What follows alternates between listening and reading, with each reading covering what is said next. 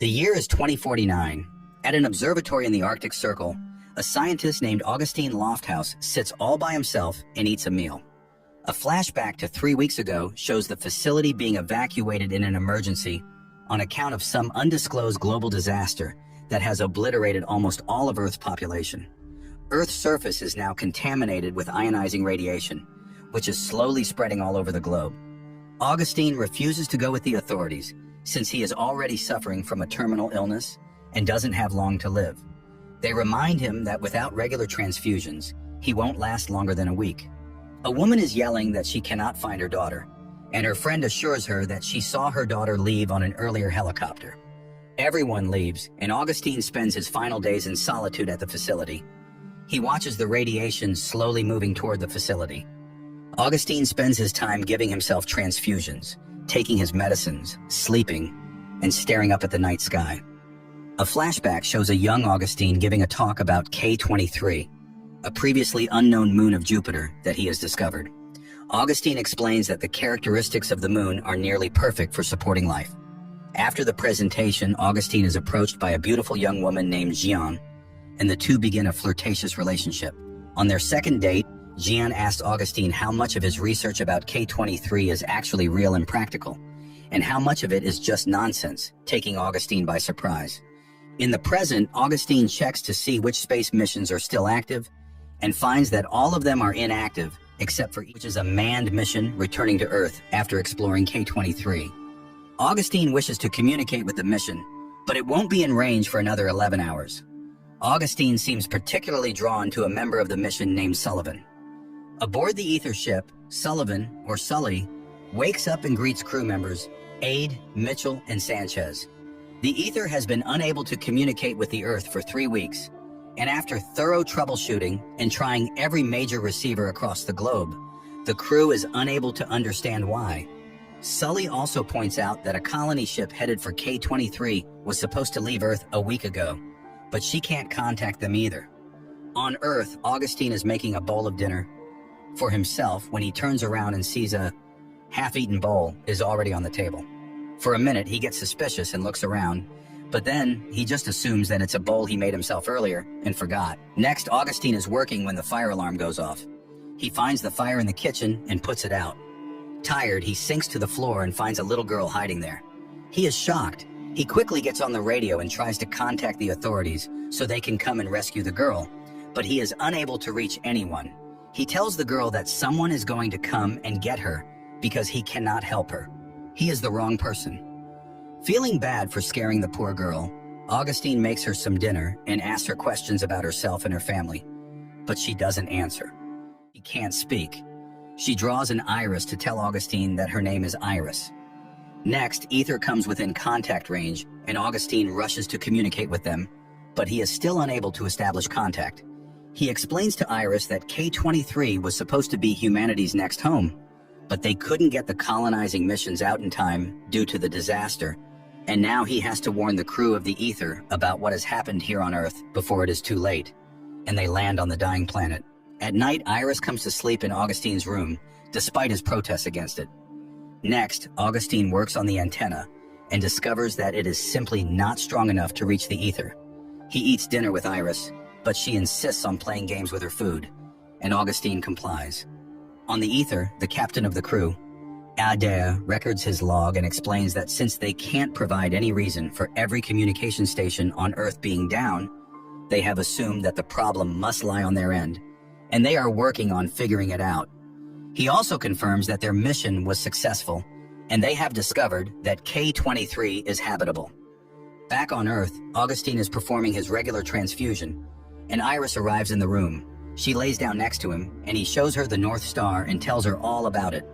A flashback shows a young Augustine working, and Jean arrives to see him. She asks him why he didn't answer her call, and he says he was working without turning around to look at her, but doesn't show it. She tells him they don't need to worry because she is not pregnant. It was a false alarm. Augustine still doesn't turn around or show any kind of reaction. Crying, Jean says that she understands that Augustine wants to be an explorer who discovers new worlds and gives life hope. But in the midst of all that, his own life is slipping away from him. In the present, Augustine learns that the ionizing radiation has reached the observatory quicker than he anticipated. He discovers that there is another facility further north from here, which is a weather station and has an antenna that is strong enough to contact the ether. The journey is difficult, but it's the only way that Augustine will contact ether and anyone who might be able to rescue Iris. He packs his transfusion machine among other necessities, puts protective equipment on himself and Iris, and the two head out. On the ether, crew member Maya is living one of her memories through holographic technology when Sanchez arrives and curiously watches. She tells him all about her friends in the memory. Mitchell is watching a romantic movie and missing his wife. Sully and Aid are playing a game of cards when suddenly an alarm goes off all over the ship, and it is revealed that there is a problem with navigation and the ship has veered off course. The crew works to chart Earth, but it goes through areas that haven't been mapped, and they have no idea what that part of space holds for them. Aid points out that since they can't communicate with Earth, they have no choice but to take this course. On Earth, Augustine and Iris come across a crashed plane. Augustine goes inside the remains of the plane and discovers that there is a survivor. The man begs Augustine to help him, but Augustine realizes that the only help he can provide the man at this point is putting him out of his misery. He shoots the man. Devastated at what he's had to do, Augustine continues his journey with Iris and sets up camp to continue his transfusions.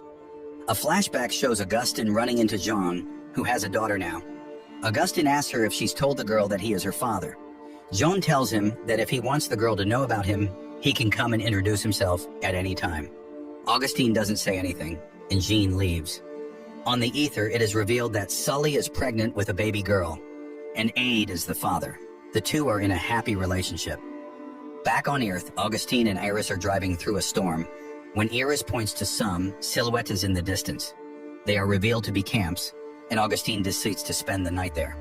During the night, Augustine tells Iris that he wishes she would tell him anything at all about herself. She is busy drawing the face of a woman. Augustine says that he wants a face like that. She was loud, unlike Iris, and had the most beautiful laugh. Suddenly, Iris looks up and asks him if he loved her. This is revealed to be a dream, and when Augustine wakes up, he discovers that the entire camp is sinking into the water beneath the ice. He rushes to get Iris out, but goes back to grab his transfusion machine. He manages to get it out, but the ice beneath him starts cracking fast. And as Augustine tries to get the snowmobile started, the ice under it cracks, causing Augustine to fall into the water with it. Under the water, Augustine is separated from the transfusion machine, and it sinks too far for him to reach. He swims back to the surface, miraculously not frozen to death, and realizes that his days are now numbered. Augustine and Iris continue their journey on foot, exposed to the elements and the wildlife. They get caught in a storm, surrounded by wolves. Augustine fires his gun and scares the wolves away, but in the process, he loses Iris.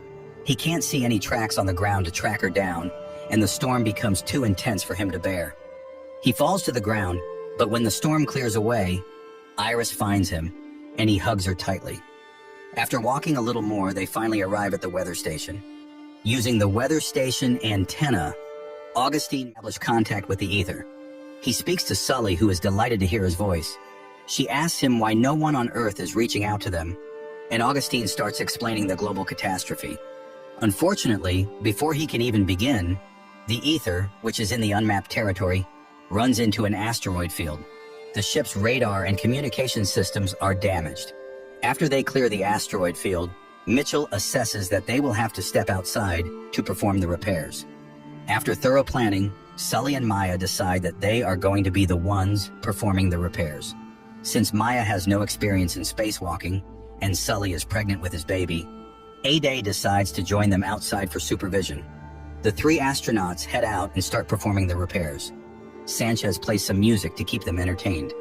As they get done and start heading back inside, the ship comes in the path of yet another asteroid field.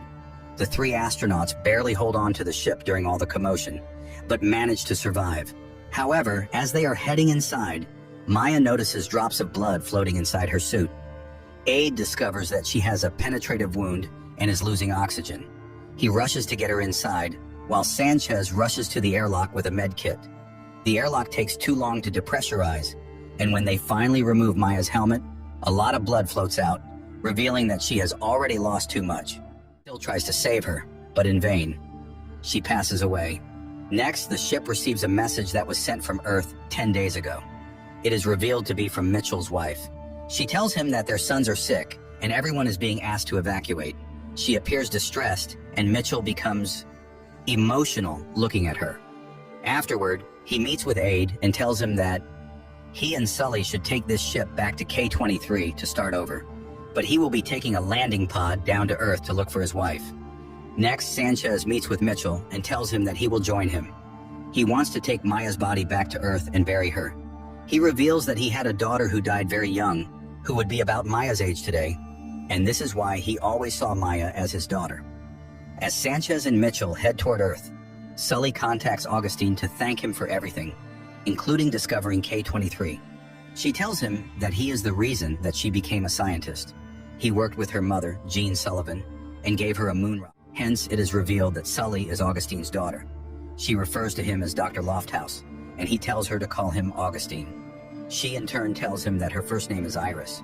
He replies that he knows, revealing that the little girl with him all this time was a hallucination of his daughter, and he knew that. Augustine asks Iris to describe what K-23 is like, and as she tells him about it, he gets transported to the planet in his imagination. He stands there with the little girl version of Iris. Finally, radio contact is lost, and Iris and Adi realize that it's just them now. They begin their long journey back to K-23, where they are somehow supposed to restart the human race. No attention is paid to the fact that the whole Adam and Eve model of starting a species is not very practical. The end. Thank you for watching. Be sure to like our channel and subscribe if you enjoy content like this. Also, let us know what movie you would love us to recap for you.